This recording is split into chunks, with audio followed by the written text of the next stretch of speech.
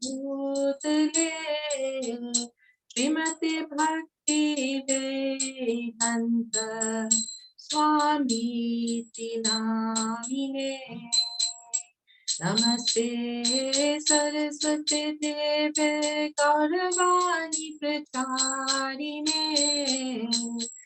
Nirvisesha Shunyavadi Paschatadishtarine Jaya Shri Krishna Chaitanya Prabhu Nityananda Shri Advaita Gadadhar Shivasadi Gaura Bhakta Vrinda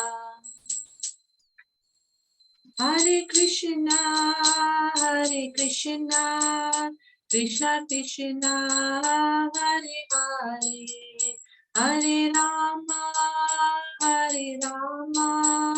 Rama Rama, Hare Hare, Hare Krishna, Krishna Krishna, Hare Hare, Hare Rama, Rama Rama, Hare Hare, Jaya Radha, Radha Radhe, Jaya Radha, Krishna Radhe, Jaya Jaya Prabhupada,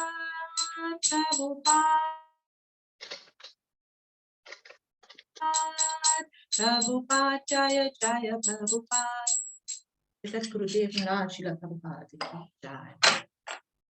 Okay, let's follow the introduction prayer on page 1 of our Bhagavad Gita as it is, and everybody together, please. Om Jnana Timirandasya Jnananjana Shalakaya Chakshur Unmilitam Yena Tasmai Shri Gurave Namaha Shri Chaitanya Manobhishtam Stapitam Yena Bhutale Swayam Rupa Kadamayam Dadadi Swapadantikam Vandeham Shri Guru Shri Yuttapada Kamalam Shri Gurun Vaishnavamscha Shri Rupam Sagrajatam Sahagana Raghunathan Vitam Tam Sajivam Sadvetam Savadutam Parijana Sahitam Krishna Chaitanya Devam Shri Radha Krishna Padan Sahagana Lalita Shri Vishakhan Vitamscha He Krishna Karuna Sindhu Dinabandhu Jagatpate Gopesh Gopika Kanta Radha Kanta Namostute Tapta Kanchana Gaurangi Radhe Vrinda Vrindeshwari Vrishabhanu Sute Devi Pranamami Hari Priye Vanchakalpat arubhyascha kripa sindubhya evacha patitanam pavanebhyo vaishnavebhyo namo namaha Shri Krishna Chaitanya Prabhu Nityananda Shri Advaita Gadadhar Srivasadi Gaura Bhakta Vrinda Hare Krishna Krishna Krishna Hare Hare Hare Rama, Rama Rama, Hare Hare. Om Namo Bhagavate Vasudevaya. Om Namo Bhagavate Vasudevaya. Om Namo Bhagavate Vasudevaya. Grantaraj Srimad Bhagavad Gita Ki Jai.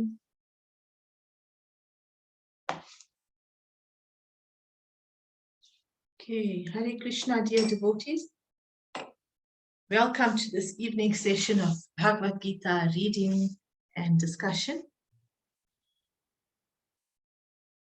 Paramatma Prabhu, can you please read the English, or does Diane Prabhu want to read? I'll try and Mataji, want to read the English. Diane Mataji, Hare Krishna. It's Hare Krishna. Who was that? Okay, yes, please, Madhuri Mataji, you read. It's on page 1, the introduction, right? We're reading the English. Okay. Vedanta. I'm not so good with this. It's page 1, Madhuri Mataji, the introduction. It starts with, I was born in the darkest ignorance and my spiritual master. Oh, page 1. Sorry.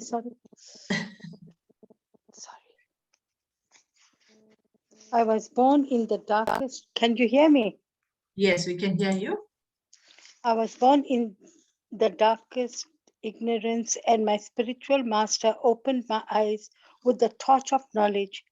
I offer my respectful obeisance unto him. When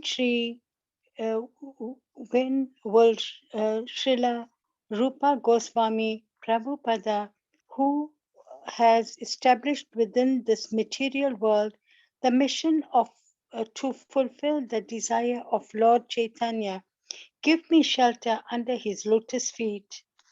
Chaitanya, Chaitanya, give me shelter under his lotus feet.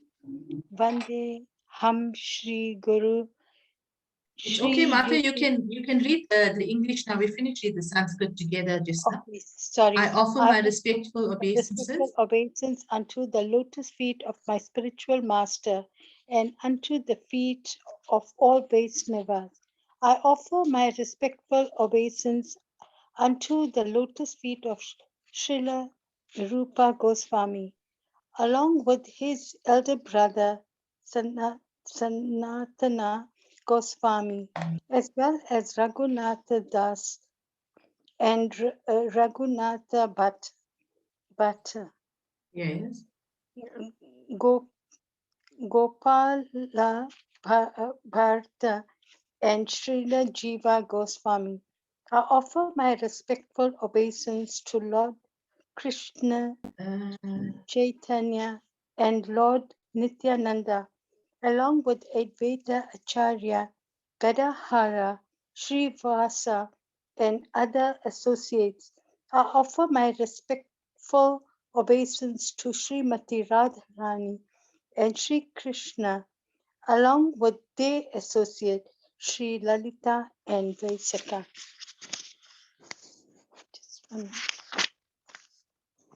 Oh, my dear Krishna, you are the friend of the distressed. Oh, my dear Krishna, you are the friend of the distressed and the source of creation. You are the master of the gopis and the lover of Radharani. I offer my respectful obeisance unto you. I offer my respects to Radharani, whose bodily complexion is like molten gold and who is the queen of Vrindavan. You are the daughter of King Vrishabhanu, and you are very dear to Lord Krishna. I offer my respectful obeisance unto all the Vaishnava devotees and the Lord. They shall fulfill the desire of everyone, just like desire trees, and they are full of compassion for the fallen souls. Just one more, Mata. I offer my obeisance to Sri Krishna. I offer my obeisances to Sri Krishna Chaitanya. Prabhu Nityananda, Sri Advaita Gadadhara, Sri Vasa, and all others in the line of devotion. Hare Krishna, Hare Krishna, Krishna Krishna, Hare Hare, Hare Rama, Hare Rama, Rama Rama, Hare Hare. Thank you very much, Mataji. Okay, so we'll start today. Can everybody see my screen? Okay, we all right there. You can see my screen. Thank you. Right, we're starting. Okay, so we're starting from we're on chapter 2, starting from verse 21 today. Okay. Right. In my book, it's on page 91. Okay, anybody wants to start reading the Sanskrit verse today? Please do. Unmute and go ahead. Madhuri Mataji, you want to read the Sanskrit verse? I think that's what you thought I was asking for earlier on.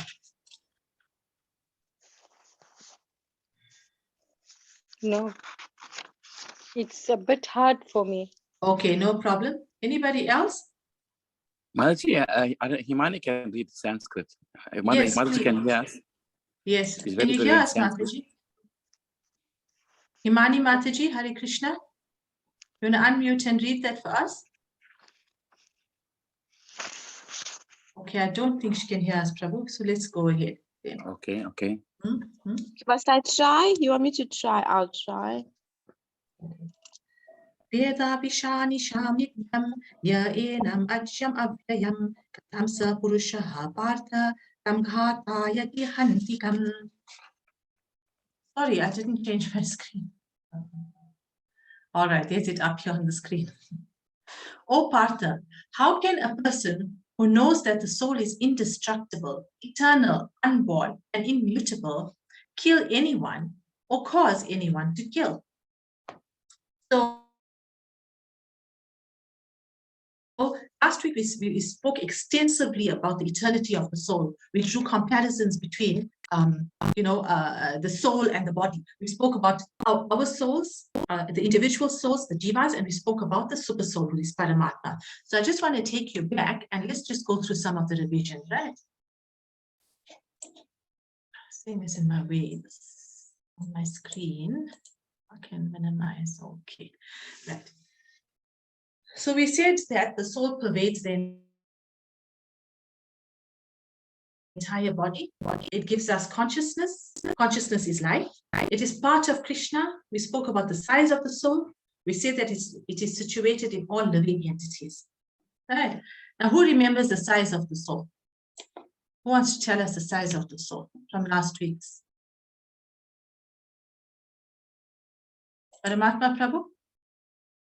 You remember the size of the soul?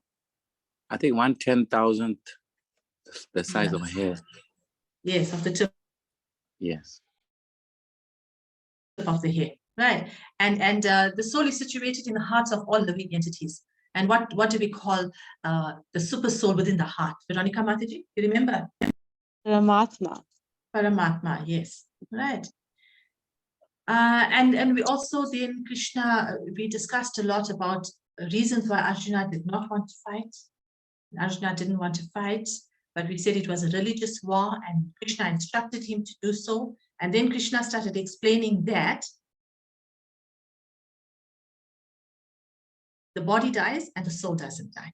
We also looked at comparisons between the soul and the body, and we said that the body has 6 symptoms. Remember that? Huh? 6 symptoms.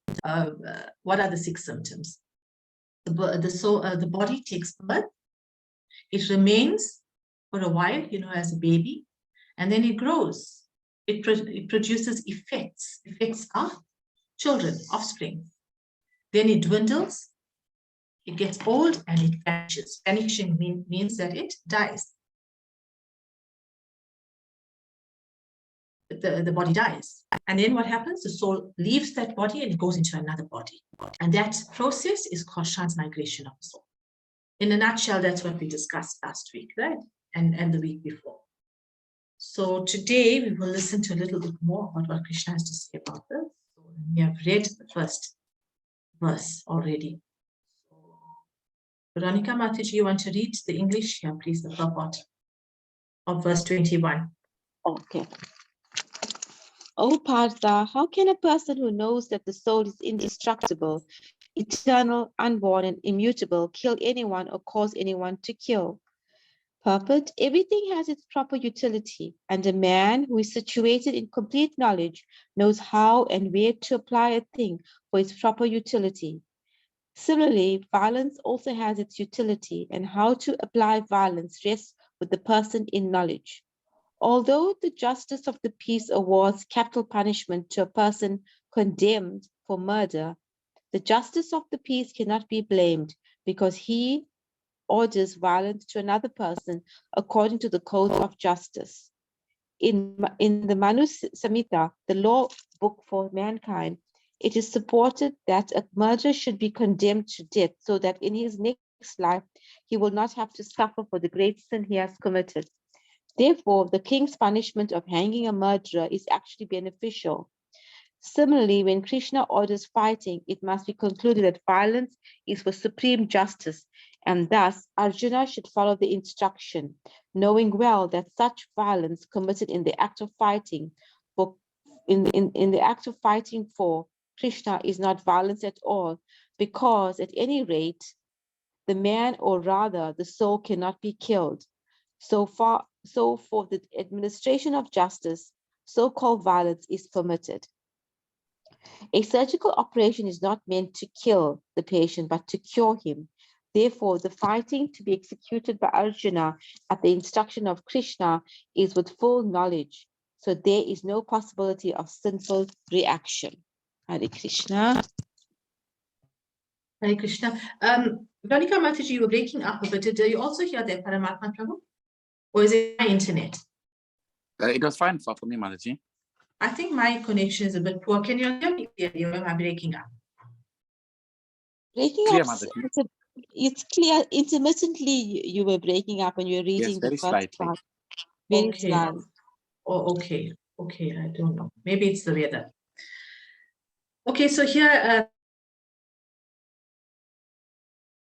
again, Krishna goes into detail to tell us that this war was a religious war, and there's no possibility of sinful reaction for Arjuna because it was an instruction from Krishna, and it was to establish the principles of dharma, which is justice. It was also justified because the kingdom was incorrectly taken away from Arjuna and his brothers. Okay. Okay, so we move to chapter verse 22. Vashamshijirnani yata vihaya navani grinati naroparani tata sharirani vihaya jirnani anyani samyati navani dehi. As a person puts on new garments, giving up old ones, the soul similarly accepts new material bodies, giving up the old and useless ones. Who's reading now?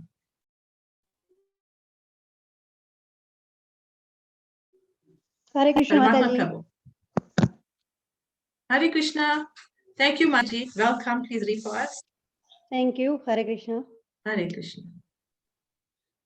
Chapter 2, verse 22. As a person puts on new garments, giving up old ones, the soul similarly accept new material bodies, giving up the old and useless one. Change of body by the atomic individual soul is an accepted fact. Even the modern scientists who do not believe in the existence of the soul, but at the same time cannot explain the source of energy from the heart, have to accept continuous changes of body which appear from childhood to boyhood, and from boyhood to youth, and again from youth to old age. From old age, the change is transferred to another body. This has already been explained in a previous verse 2.13. Transference of the atomic individual soul is to another body is made possible by the grace of the super soul. The super soul fulfills the desires of the atomic soul as one friend fulfills the desire of another one. The Vedas, like the Manduka Upanishad as well as the Shvetaswara Upanishad, compared the soul and the super soul to two friendly birds sitting on the same tree. One of the bird, the individual atomic soul, is eating the fruit of the tree, and the other bird, Krishna, is simply watching his friend. Of these two birds, although they are the same activities, same in quality. One is captivated by the fruit of the material tree, while the other is simply while the other is simply witnessing the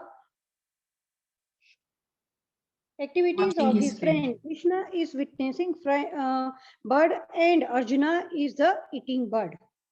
Hare Krishna. Hare Krishna. Mataji, you're breaking up. I don't know if it's me or you. Have you finished reading this up till Krishna is witnessing bird and Arjuna is the eating bird? Yes, Mataji. Okay, so let me change screen. Okay. Arjuna is advised here with by the Lord not to lament for the bodily change of his old grandfather and his teacher. He would rather be happy to kill their bodies in the righteous fight so that they may be cleansed at once of all reactions. Reactions from various bodily activities. One who lays down his life on the sacrificial altar or in the proper battlefield is at once cleansed of bodily reactions and promoted to a higher status of life. So there was no cause for Arjuna's lament. Sorry. Lamentation. Yes, Mata. Hare Krishna. Yes, Mata. Hare Krishna. Thank you, Mataji. Thank you. Thank you, Mataji. Hare Okay, Krishna. so thank you, Mataji. Thank you, Mataji. So let's go back here and just revisit this nice analogy that Prabhupada draws for us here. Right. He says here that we can compare the soul and the super soul as two friendly birds sitting on the same tree. Right. So what the only difference here is that us, the soul, we are busy eating the fruit of the tree. In other words, we are busy eating the fruits of the material world. And the other soul, who is a super soul, who is Krishna, the other bird, is simply watching. Remember in the beginning, we said that super soul watches and witnesses all our actions. So that's what it is here. That's what this analogy is telling us, right? And Krishna, therefore, Krishna is likened to the witnessing bird, Paramatma, and Arjuna, the eating bird. In other words, us, the divas, we are the birds that are eating the fruits of material world and getting more and more attached to this. The minute that bird turns away from eating from the fruit towards Krishna, that's when the bird starts advancing in spiritual life and goes back home. That's what Krishna wants us to do, come to him. Right? Because we see here it's also highlighted forgetfulness of this relationship by the atomic soul, us, is the cause of one's changing his position from one tree to another or from one body to another. See how birds fly. They don't sit still. They fly from one tree to the other, finding better fruit in other trees. It's the same thing with us jivas, the atomic souls. We move from one body to the other with the hope that next life, you actually hear sometimes some people would speak like this. Some of us speak like this. We say, okay, this stems from attachment as well, right? We say, I'm going to do very good deeds. I will give a lot of donation. I will sponsor this. I will sponsor that. That in my next life, I won't be short of whatever I am giving as a donation. I'll donate a lot of bhoga, a lot of prasadam. So in the next life, I won't be short of prasadam. I'll donate a lot of vidya, knowledge. So in the next life, I shall be very intelligent. This kind of thing is like, it's desire. It stems from desire, right? So you are giving donation with a sense of wanting something in return. And that is attachment to the fruits of your action. So later on, in further chapters, Krishna will start speaking to us about this as well, about karma yoga and different types of yogas and how we should abandon the fruits of our action if we want to come back to it. So if this bird, so coming back to this analogy now, the bird sitting on the tree, he flies from one tree to the other, wanting more and more fruits or material opulence. And in that way, the soul is going to be born over and over again to come back and enjoy the fruits of those actions. But if that bird sat on that one tree and turned towards Krishna and qualified his life, then there would have been no need for him to leave that tree. So in other words, if us as the jiva the Anu-Atmas, if we situated in these bodies, turn to Krishna, who is Paramatma, and qualify our lives, then there will be no flying to another tree. In other words, there will be no transmigrating of us into other bodies. That's what it means in a nutshell. Right. So, and when one here, Prabhupada says as well, when one turns his face to his friend, that is the Lord, and knows his glories, at once the suffering bird becomes free from all anxieties. Isn't our anxieties slowly diminish? The more knowledge you gather from Shastra, the more your anxieties of this material world will vanish, because you understand and you realize that it is not everlasting. It's material. It's going to die. The body's going to die. And you won't be facing whatever challenges you are facing right now in this body anymore, because it is non-permanent. But that happens only when you turn your face to Krishna, when you surrender, in other words, to Krishna, and we know his glories. And how do you know his glories? You get to know his glories by sadhu sangha, right? By devotee association, by doing what we're doing right now, reading and discussing, by approaching a spiritual master. In that way, you're turning your face towards Krishna. Right. So let's go to the next verse, verse 23. Who wants to read for us now the Sanskrit here? I'll try. Let me try. You? Okay. Hare Krishna, Krishna Krishna, Hare Hare Rama, Rama Rama, Hare Hare. Nenam chintanti shatrani, nenam dahati pavaka, na chainam kledayanti apo, na shoshati maruttaha. The soul can never be cut to pieces by any weapon, nor burned by fire, nor moistened by water, nor withered by the wind. Purport: all kinds of weapons, swords, flame weapons, rain weapons, tornado weapons, etc., are unable to kill the spirit soul. It appears that there were many kinds of weapons made of earth, water, air, ether, etc., in addition to the modern weapons of fire. Even the nuclear weapons of the modern age are classified as fire weapons, but formerly there were other weapons made of all different types of material elements. Fire weapons were counteracted by water weapons, which are now unknown to modern science. Nor do modern scientists have knowledge of tornado weapons.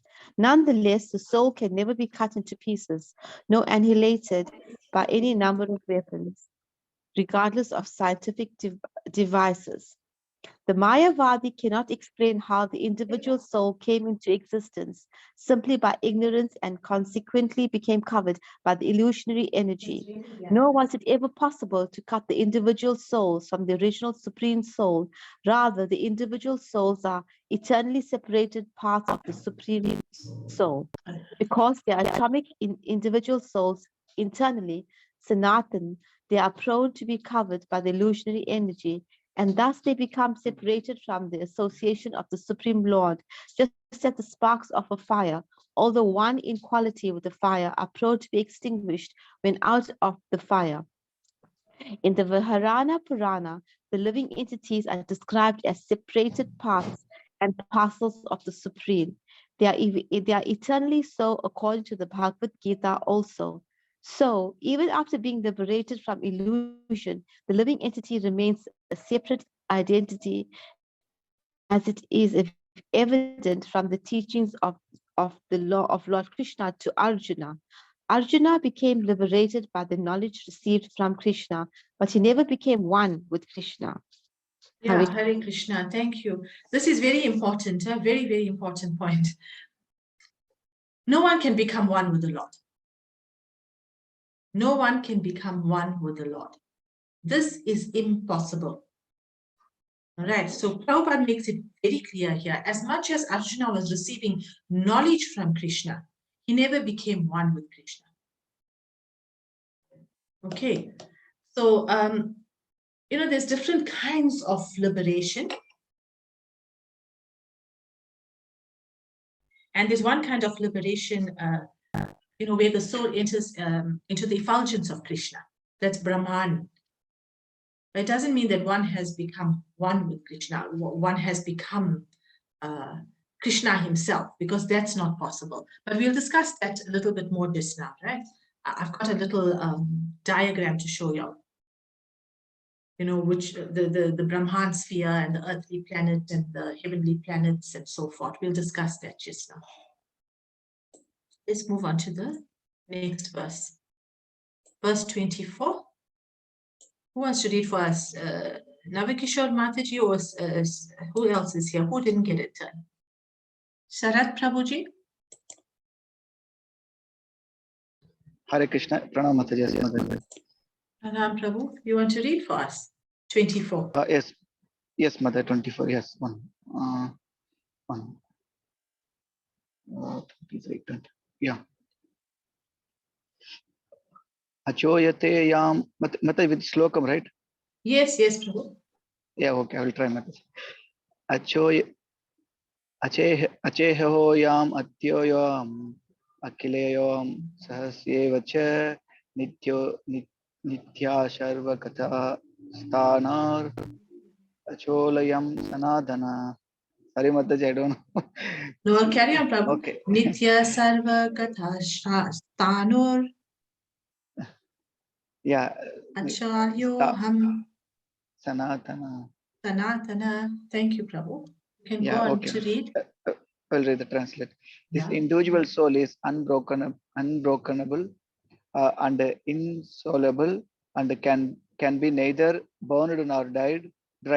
He is everlasting, present everywhere, unchangeable, immovable, and internally the same. Purport. All these qualifications of the atomic soul definitely prone that the individual soul is internally the atomic particle of the spirit whole, and he remains the same atom internally without change. The theory of monism is very difficult to apply in this case, because the individual soul is never expected to become one homogeneous. Homogeneously. After liberation from material contamination, the atomic soul may prefer to remain as a spiritual spark in the effulgence rays of the Supreme Personality of Godhead. But the intelligent soul enter into the spiritual planet to associate with the personality of Godhead. The word Sarvagata, all pervading, is significant because there is no doubt that living entities are all over God's creation. They live on the land, in the water, in the air, within the earth, and even within fire.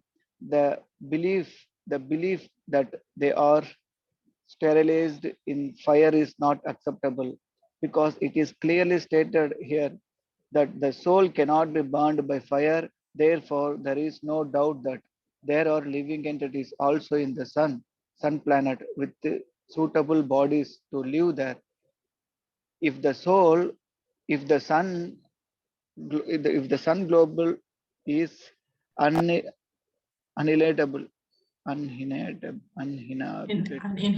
sorry. If the sun global is uninhabited, then the word Sarvagata, living everywhere, become meaningless. Yeah. Thank you, Prabhu. Thank you.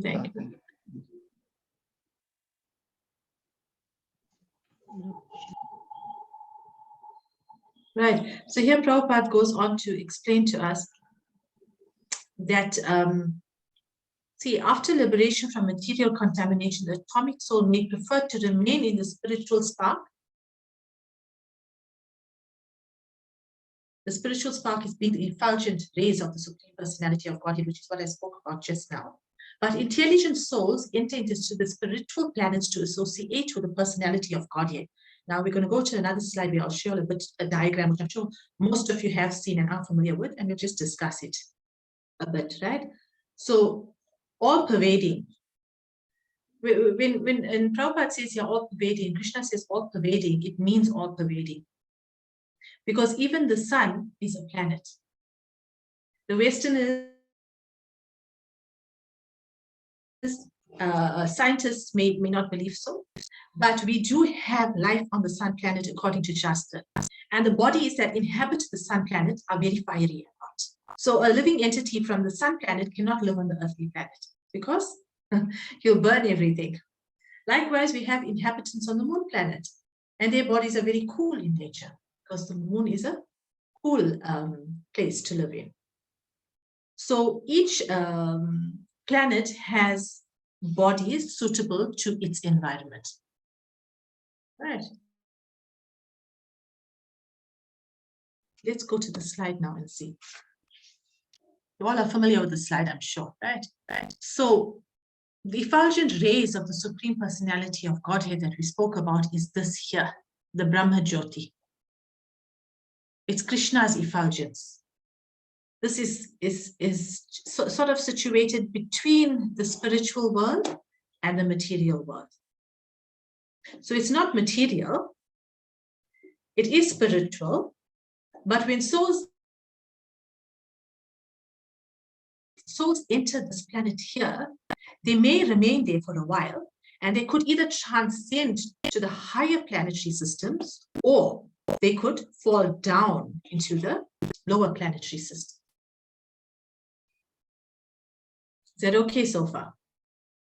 I think we spoke about this in, I think, our first or second lesson, where we said that, see, you get some yogis that practice for many, many years, they practice yoga. And sometimes their aim is to join the effulgence of the Lord. And that effulgence we speak about here is the Brahma Jyoti. But remember the activities, the propensities of the soul. The soul is made up of mind, intelligence, and ego. So when the soul leaves the body, it is leaving with these three natures, these three things, right? So if the soul has a mind, what do you know about the mind? What does anybody know about the mind here?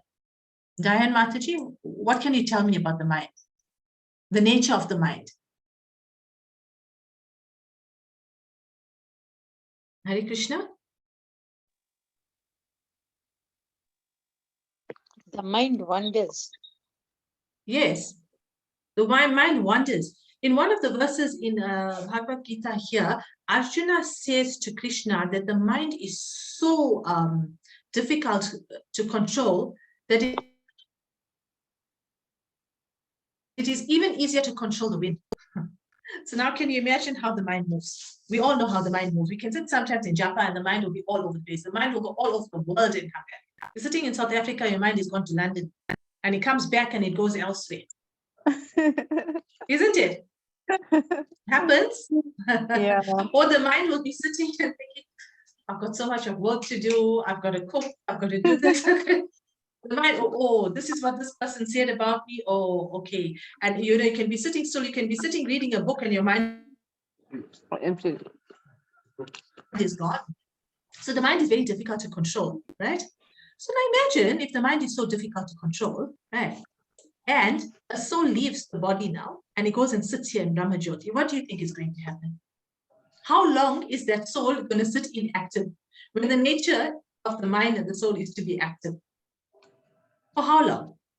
Not long. You'll agree or disagree? Right. So the soul, as soon as it has a desire, because it's made up of the mind, as soon as it desires while sitting here in Brahma Jyoti, that desire will cause that soul to either go up or go down. Generally, they fall from the state here because their desire is to enjoy some sort of sense. All right.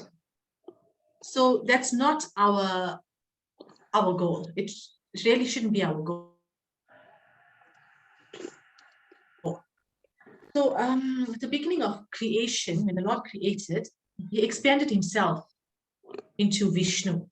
But there's not just one Vishnu, there are three Vishnu. The first Vishnu expansion was called, or is called rather, Mahavishnu. Here's Mahavishnu sitting here in the spiritual world, right? This is the material world here. Above that is still part of the spiritual world. So Mahavishnu entered, Mahavishnu was lying in the casual ocean, and from his pores he breathed out millions and millions of universes. Can you see? This is just one universe, our universe. Can you see all these little circles? These are universes. So that came out of the Lord's pores. And then he further expanded himself. He further expanded himself into another form of Vishnu. And that form of Vishnu is called Garbhodakshasi Vishnu. That Vishnu entered each and every universe, and he went and situated himself at the base of the universe. I know this picture is small, but I'm hoping that you can at least see something on my screen. Can you see? Mahavishnu expanded, and then he goes into each universe and he seats himself at the base of the universe. Okay, from here, Vishnu has a stem, a lotus stem coming out of his navel. Okay, and of this lotus stem, Lord Brahma is born. And Rudra, that is Shiva. So each universe will have a Vishnu, it will have a Brahma, and it will have a Shiva. Okay, so far. But that's not the only type of Vishnu. There is one more Vishnu. There is one more Vishnu, and he's called Kshirodakshasi Vishnu, who is the Paramatma. He enters into each and every living entity as the super soul, as Paramatma. And we refer to this Vishnu or this Paramatma as the super soul. Vibhu Atma, we refer to him as in our previous lesson, if you remember. Right, so that's Paramatma. And each form has a different role in the maintenance of the universe and its inhabitants. So there's 3 Vishnus. We're clear with that. Can we open up the discussion? I'm not going to rush it. I think we need to understand. And we need to discuss. Shalina Mataji?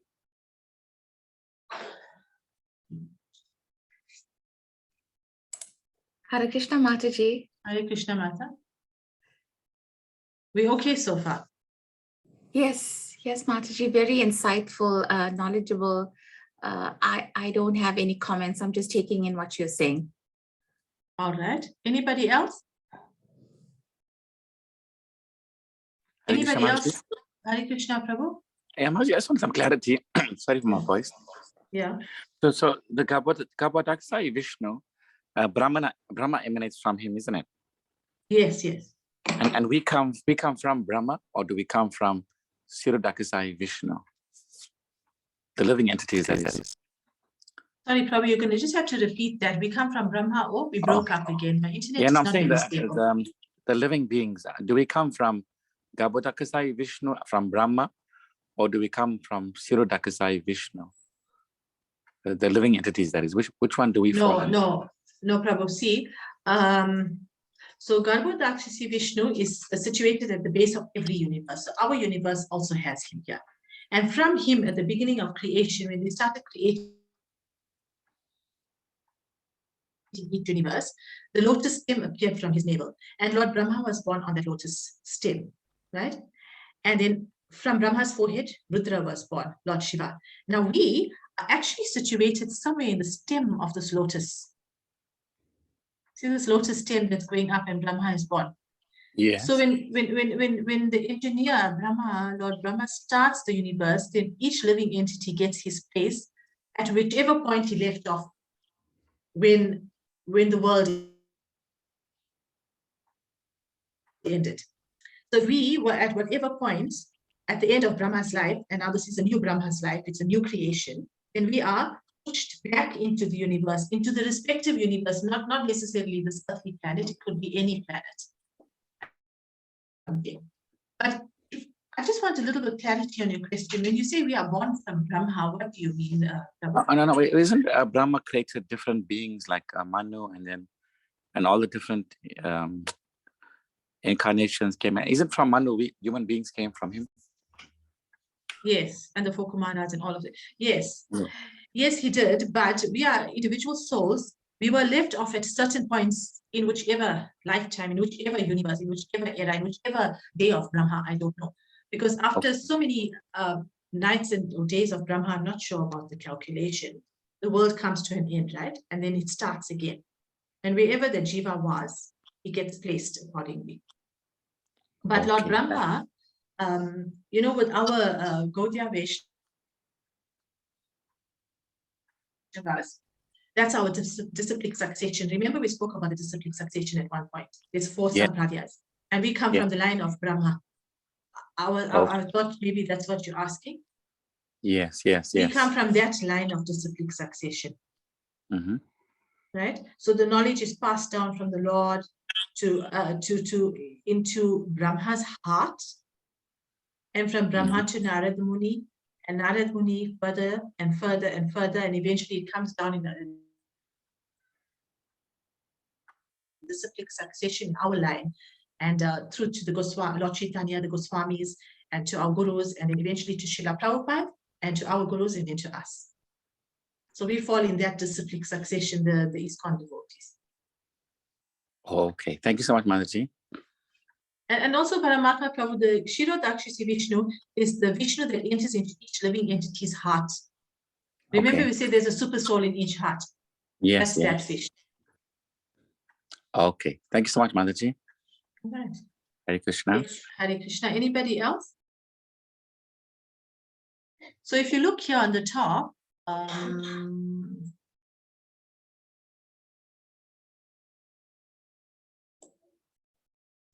my way. Let's speak a little bit more on the top here, right? So Brahma Jyoti, and then there's the spiritual world. You see, there's like a little mountainous thing here. I don't know if anybody can see it here. That's Sadashiva. Sadashiva's abode. That's the eternal Lord Shiva who sits here, and he is actually the gatekeeper of the spiritual world. One cannot enter the spiritual world without the go-ahead of Sadashiva, of Lord Shiva here. Is that in Kailash, Mataji? Because he's been specifically put into that position where he's got to, you know, he is in charge of allowing devotees to go back home to the spiritual world, because he's the Lord's topmost devotee. See, can you all see that? Gee. All right, Kailash Parvat. Yes, Sadashiv. Kailash. That's a spiritual world. We're not talking about the material world here, right? Where we say Kailash here, Himalayas. We're talking about spiritual world. And then from here, you get different kinds of spiritual worlds. You get the Vaikuntha Loka. Vaikuntha Loka is where Lord Narayan resides in his 4-armed form. And depending on our practice and our mood, some devotees are attracted to awe and worshipping the Lord with awe and reverence. And some, when they leave their bodies, if they're eligible, they enter into the Vaikuntha planets. And when they reach the Vaikuntha planets, they assume, or they are given, a 4-handed form of just like Lord Narayan. So they look just like Lord Narayan. If you have to go to Vaikuntha planet, you'll see that everybody looks alike. Absolutely beautiful personalities. Fully transcendental. 4-armed form, long arms, holding the lotus and the club and all of that. But they're not all Lord Narayan. They're all servants of the Lord.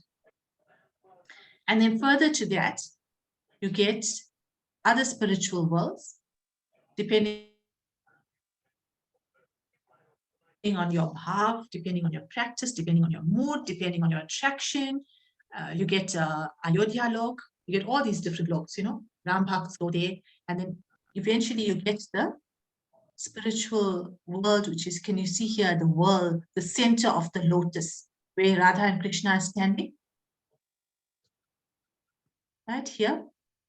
That is Sri Dham Goloka Vrindavan. We speak about it often. And that generally is a devotee's aim. Very, very, very high bar that's been set for us and to reach, but it's not unachievable if we just practice like we're supposed to practice and follow exactly what Srila Prabhupada has asked us. We okay so far?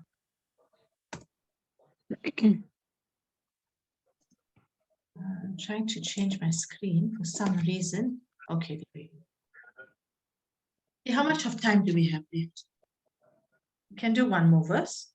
Okay, so we're chapter 2, verse 25 now. Verse 25, and my book is page 96. Anybody else would like to read?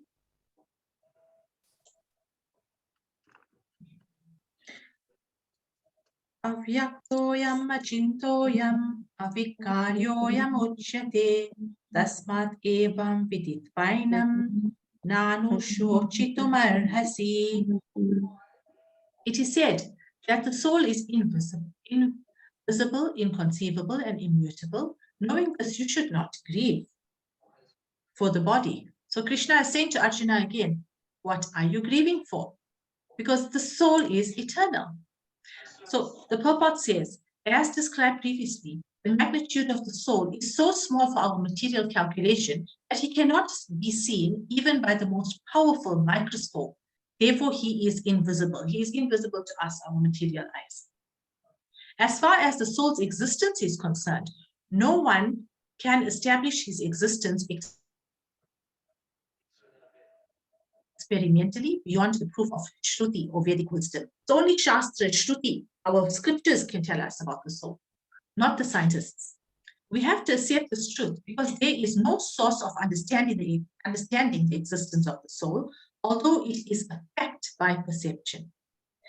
There are many things we have to accept solely on the grounds of superior authority. I just want to stop here. So if a child goes to his mother and asks his mother, who is my father? Only the mother can direct, correct? The mother can tell you who your father is. Right, makes sense. Huh? Likewise, scripture is our mother, Shruti. So our mother, scripture, Bhagavad Gita, Srimad Bhagavatam can tell us who our father is. So scripture can tell us, this is your father. Scripture is like our mother. There is no source of understanding the identity of the father except by the authority of the mother. Okay, there we go. Similarly, there is no source of understanding the soul except by studying the Vedas. In other words, the soul is inconceivable by the human experimental knowledge. The soul is consciousness and conscious. That also is the statement of the Vedas. And we have to accept that. Unlike the bodily changes, there is no change in the soul. We spoke about this last week. Remember, we said the soul doesn't change. Remember the analogy? We drew that comparison, that table. As eternally unchangeable, the soul remains atomic in comparison to the infinite super soul. The supreme soul is infinite, and the atomic soul is infinitesimal.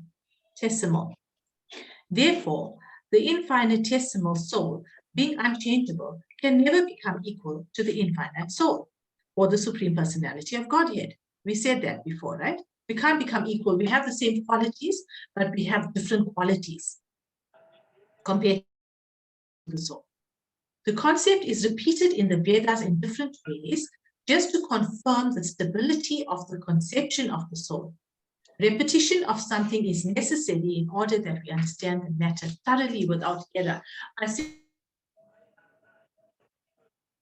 to you last week that you'll find there's a lot of repetition, and we need this repetition. It's very important because this is fundamental. We've got to understand at the outset the difference between body and soul, the difference between our soul and super soul.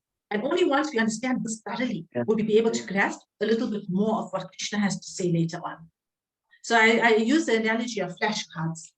I said that like when we were in primary school and the teacher said A or F, apple, B for boy, or N for null, anar, in different languages, right? And it was drummed into our heads over and over again. Likewise, Krishna, the supreme teacher, is drumming it into our heads to say, you are not the body, you are the soul. Oh, Arjuna, why are you lamenting? The body will die, the soul will not die. Soul is eternal because it is part and parcel of me. So Krishna will say this over and over again for our understanding. Right. but I think we've reached a point where we may have to stop now. What's the time?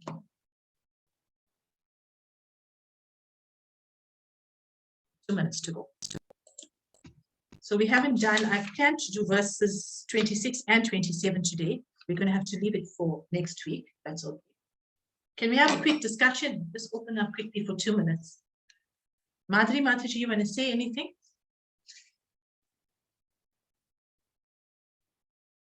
On today's lesson? Yes, it was interesting. I'm just learning to understand about the soul. It's like amazing the way you explain. I'm trying to understand. Thank you. It's very nice. Thank you, Mataji. The way Krishna is explaining, the way Prabhupada Yes. is explaining. I'm only delivery Yeah, person. delivering it so well. Yeah. Okay, Veronica, Mataji, comments from you? Okay, for me, what came to mind was when we went to Vrindavan. Before entering Vrindavan, they say it's good to go to the Gopeshwar Mahadev temple. So an analogy there was, you got to pass in the different stages of the universe. Lord Shiva will give you entry into Golok Vrindavan. Yes, yes. So that was the analogy I thought about now. Yeah, that's excellent. That's very true. What's that temple called? Gopeshwar Mahadev. Yeah, Gopeshwar Mahadev temple. Mandir in Sridham, Vrindavan. A very nice pastime to that, where Lord Shiva wanted to enter the rastans of Krishna and the gopis. Yeah, that's right. He wanted to enter the Rasa Leela no, because he dressed up like Lord Shiva is like, he's the topmost devotee of Krishna, right? He's very topmost devotee of Krishna. And he wanted to enter the rastans, but he wasn't given entry. So what he did, he disguised as a gopi. You'll know that pastime? You'll know that pastime, eh? Yeah. Maybe tell us the story. It's actually so heartwarming. Yes, it is heartwarming. So Lord Shiva disguised as a gopi. And he entered into the rastans. But of course, the gopis were keeping guard. And, because no males were allowed there, only Krishna was the only male allowed there. And anyway, Lord Shiva, he went in, and I think somebody recognized him, Veronica Mataji. Yeah. That what happened? One of the gopis recognized him. One of the gopis recognized him, and Lord Krishna protected him because he it was straight from his heart. This is what he wanted to do, and Lord Krishna recognized obviously who he was. Yeah, a very lovely story. Yeah, I think one of Lord Shiva's snakes must have put his head out. He got caught, and he banished him from the gopi. Said, "But no males are allowed here." But then Lord Shiva got that position to be gatekeeper at that point of the dham. And Krishna says, you will be now in charge. Lord Shiva is so pure. You'll be in charge here of this dham. And no miscreants can enter here. Nobody who is not devoted to me can enter here. You will be in charge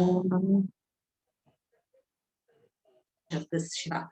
And up to now, if you go to this mandir in Vrindavan, Gopeshwar Mahadev is a big shivling there.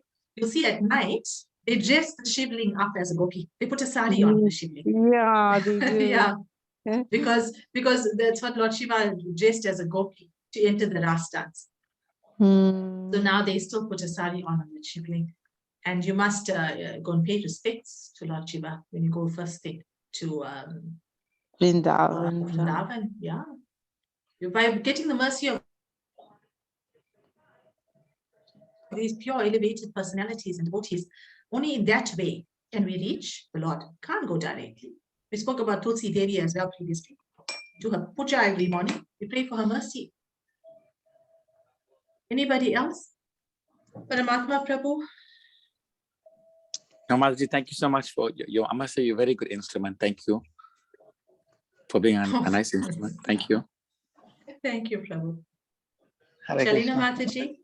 Okay, go, Sharat Prabhu. Sorry, you want to say something? Just you remind me, Mataji, the soul never die, never kill, never wed, never cannot kill by weapon. Just I was a little bit upset. Just you remember me everything.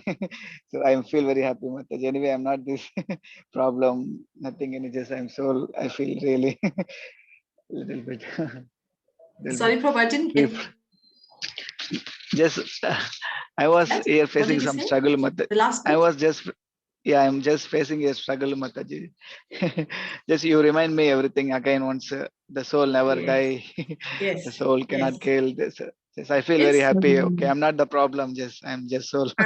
I'm happy to hear that, Prabhu. I'm very happy to hear. Look, it's very, very Yeah, difficult just because of the attachment that we have yeah. to this material world, to relationships, to our senses. It's very difficult. But by constantly reading Bhagavad Gita, we will constantly be reminded Yeah. Yes, Mataji. Yes. that we are not the bodies, we are the souls. And whatever we're experiencing is temporary. It's like the waves in the ocean. It comes and it goes. It comes and it Yeah. goes. And it will come Yeah. again. So don't think it's not going to come Yes. again. It will. Because we are here to work out our karmas as well.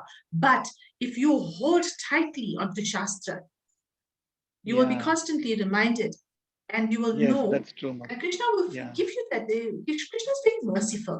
His super soul isn't in our hearts. He's so near. We think he's so far, but yet he's so near. And he will guide us. He will guide us like how he guided Arjuna's senses. Isn't it? It's referred to as Rishikesha, Yes. the director of Arjuna's senses. If we surrender to Krishna, he'll direct our senses. And he'll give us the understanding by which we can reach him. There's one verse that says that. Yeah. Yes, Okay. although we understand everything, Krishna is supreme, we are servant, I am not this body, soul. But time to time we should remember, Mother, especially myself, Mother, I should remember, otherwise, yeah, sometimes Yeah. it's, Thank you. Yeah. And Mataji, one more, Prabhu, Mataji. thank you for your share. Every time anybody feels despondent, open the Bhagavad Gita. Open to any verse in the Bhagavad Gita and you'll get your answer. Promise. Promise. Jai Mataji. Thank you so much. I'm very impressed with the three Vishnu stages, and I think you explained it very well. And it's so interesting. And I'd like to know how strict the gatekeeper's list of criteria must be for entry. Very I'm strict. saying it with a little bit of a joke, but I'm sure he's got a very strict list of criteria. Yes, and you know where the criteria is here. It's right here. Yes. Right Yes. here. So we're going to go through it together every week. Right? Okay. Okay. So we need to be strictly And we're following trying- that as well. Anybody else? Vivashni? Yes, very hard, but I said it's not unachievable, right? We try. Anybody else want to talk? Vivashni? Risha? Mataji, it's Madhuri again. Mataji, yes? I know you say that it's in the Gita that we mustn't lament for the soul that passed on. Yeah. I still miss my families that passed on, like my mom, my dad, my brothers. Yes. How do I get over this? Okay, Mataji. We do lament. Yes. There's nothing wrong with lamenting, but Yes. not to the extent where it's going to deter our path. Not to the extent where it is going to interfere with our duties. Like here, Krishna is telling Arjuna, do not lament, because the body dies and not the soul. The soul is eternal, it transmigrates. Yes.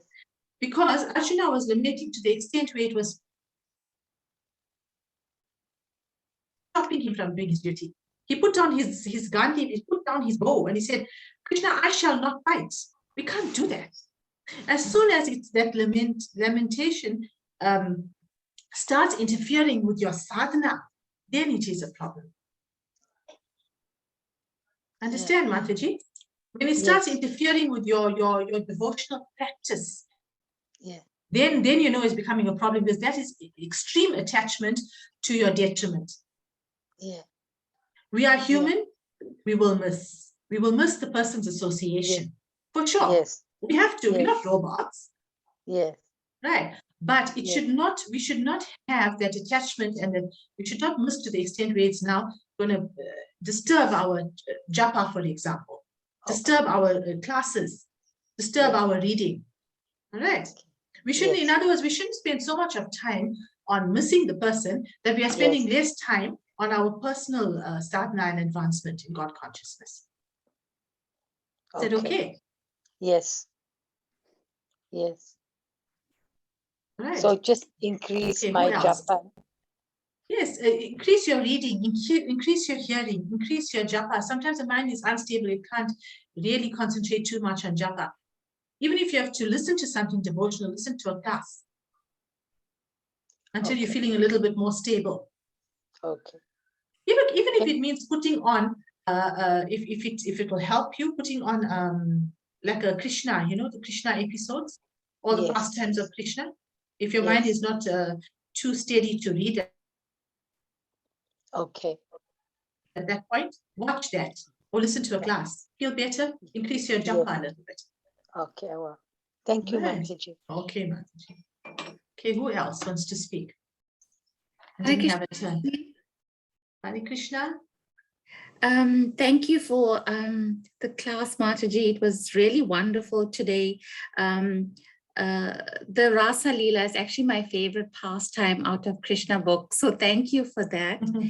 And also I wanted to say that our eyes are made from material energy. So we can only see material objects. And like the soul is divine, and it's beyond material energy, and thus not visible to the eyes. Correct. Yeah. Thank you, Mata.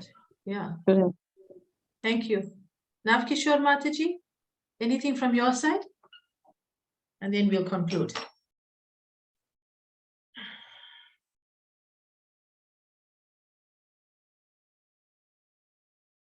Okay, nothing, Navkishore Mataji.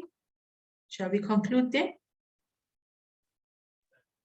All right, let's conclude with Nrsingadev's pranams. Grantaraj Srimad Bhagavad Gita ki jai.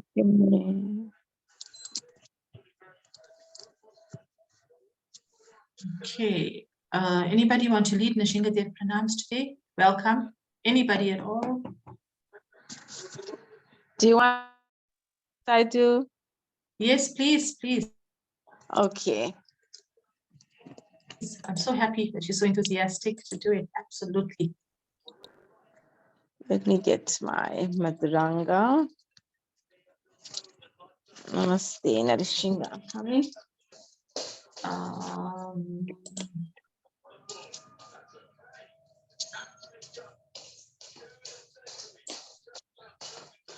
Okay.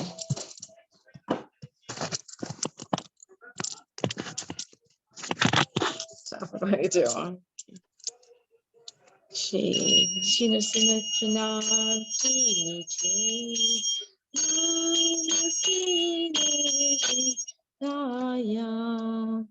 Namaste Narishinga. Namaste Narashingaya.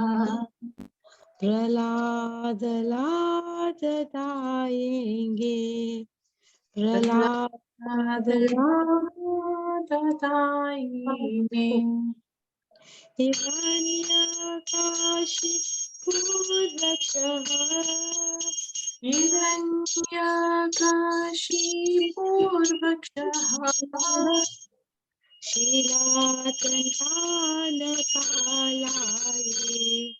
Shilatankana Kalaye.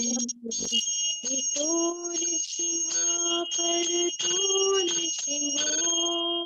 Ito Nrsimha Parato Nrsimha.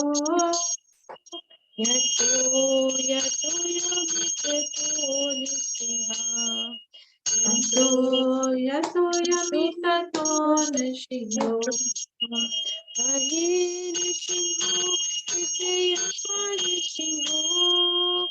Ahe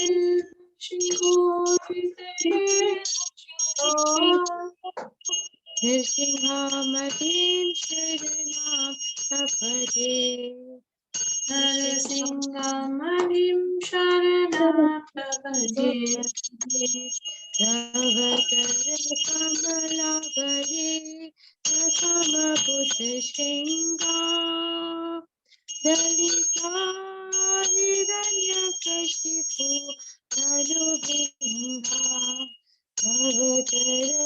Kamala Pare Nakamatukasenga Dalika Hidanya Kashi Utanu Bringam Rishabhadrita Hari Jaya Jagadish Hari Jagadish Jagadish Hari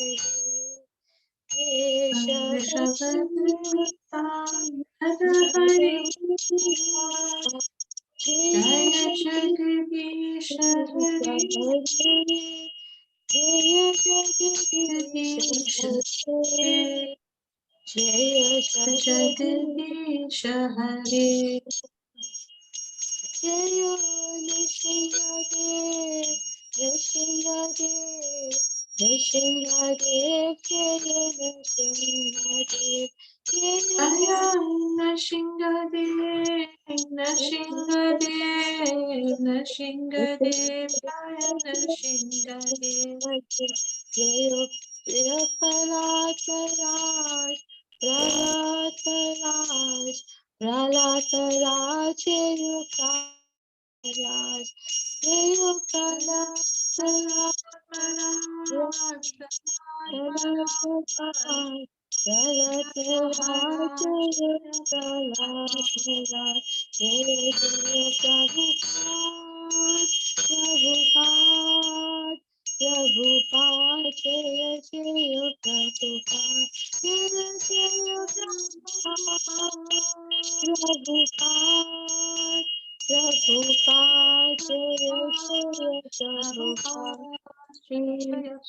Shri Bhagwan ki jai, Jai. Bhakta Prahlad ki jai.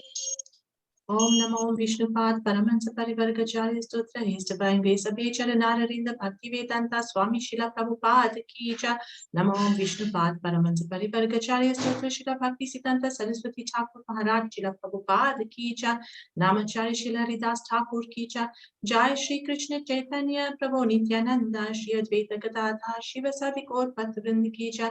Shri Shri Radha Krishna Gopa Gopinath Shyama Kunda Radha Kunda Giri Govardhan Ki Jai. Shri Vrindavan Dham, Mathura Dham, Mayapur, Jagannath Puri, Pandharpur, Arvati, Kurukshetra, Ayodhya, Dwarika Dham Ki Jai, Shri Ganga Mai Ki Jai, Yamuna Mai Ki Jai, Bhakti Devi, Tulasi Devi, Maharani Ki Jai, Samaveda Bhakta Vrind Ki Jai, Nand Koti Vaishnav Vrind Ki Jai, Nitai Gaura Premanande, Hari Hari Bol. All glories to the simul devotees, Hare Krishna. All glories to the simul devotees, Hare Krishna. All glories to the simul devotees, Hare Krishna. All glories to Shri Guru and Shri Gauranga. All glories to Srila Prabhupada. Panchakalpatarubhyascha kripa sindubhya evacha patitanam pavanebhyo Vaishnavebhyo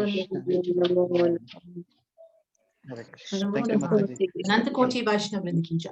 Hare Krishna. Thank you. Hoping to see everybody next week again. Thank you. Hare Krishna. Thank you, Ma.